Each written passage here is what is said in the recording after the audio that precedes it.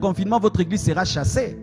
Vous allez sortir du confinement, votre église est chassée. Parce que vous, comme c'est le confinement, et l'argent aussi est confiné. N'ayez pas honte, homme de Dieu, d'en parler. Qu'on vous insulte comme on veut. Mais vous savez que vous servez Dieu. Jésus-Christ a regardé dans le panier des offrandes et c'est écrit dans la Bible et il a loué l'offrande de la veuve. Nous n'allons pas être plus spirituels que Jésus-Christ. La Bible parle des offrandes, nous parlons des offrandes. Si les gens disent, hey, vous maintenant vous parlez des offrandes sur Internet parce qu'ils sont fermés. Mais alors, ça fait quoi? Ça fait quoi? Mais on est intelligent. Si les gens ne peuvent pas venir déposer leur argent, alors qu'ils envoient par Internet parce qu'on doit payer l'électricité, on doit payer l'eau, on doit continuer à construire, on doit continuer les projets, on ne va pas s'arrêter parce qu'il y a une maladie. Homme de Dieu, n'ayez pas honte, parlez. Celui qui vous insulte sera maudit. Et d'ailleurs, la plupart des gens qui insultent, ils ne donnent rien. Les gens qui donnent ne parlent pas. Des gens qui ne donnent rien du tout à l'église, en train de critiquer.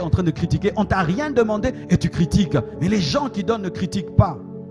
Continuez à demander. C'est votre droit. Et écoutez ceci.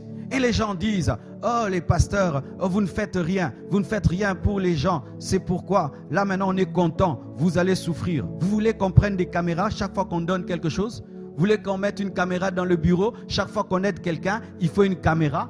Et quand même nous aidons et nous filmons, ah l'orgueil. Vous voyez des orgueilleux, la vantardise. La Bible dit, si ta main donne avec la main droite, que ta main gauche ne le sache pas. Donc quand on donne, on montre, c'est l'orgueil. Quand on donne, on ne montre pas, vous ne faites rien. Que voulez-vous? Que voulez-vous? Homme de Dieu, toi seul sais ce que tu fais devant Dieu. Continue à faire le travail de Dieu. Alléluia. Et fidèles, soutenez vos pasteurs, soutenez vos églises et continuez à le faire. Et surtout, en cette période-ci, afin de fermer la bouche aux calomniateurs. Et c'est quand même nous nous rendons compte qu'il y avait tellement de jalousie contre les pasteurs.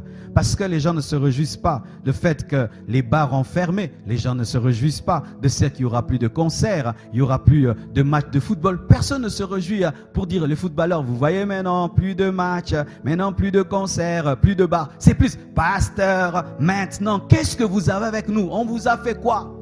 Qu'est-ce que vous avez avec nous? Et en plus, oh les pasteurs sont riches, chère population. Sur 10 000 pasteurs, je vous assure, il y a même 9 000 qui sont dans la pauvreté.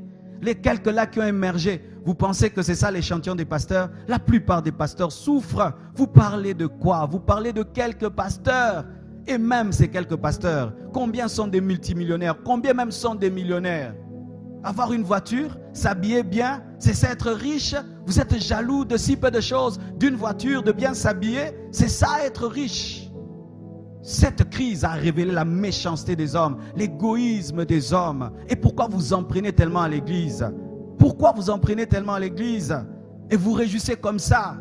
Si vous pouvez savoir ce que les hommes de Dieu font, pour les orphelins, pour les veuves, si vous pouvez savoir ce que les églises font, pour que les couples soient stables, pour que les familles soient stables, si vous pouviez savoir ce que les hommes de Dieu font, pour que les gens ne se suicident pas, si vous pouviez savoir en cette période-ci combien de couples sont en train d'être détruits, combien de gens sont en train d'être détruits parce qu'il n'y a pas culte, si vous pouvez savoir combien de parents dans leur maison respectent aujourd'hui les pasteurs, si parce que maintenant leurs enfants, ils sont chez eux, alors ne parlez pas des choses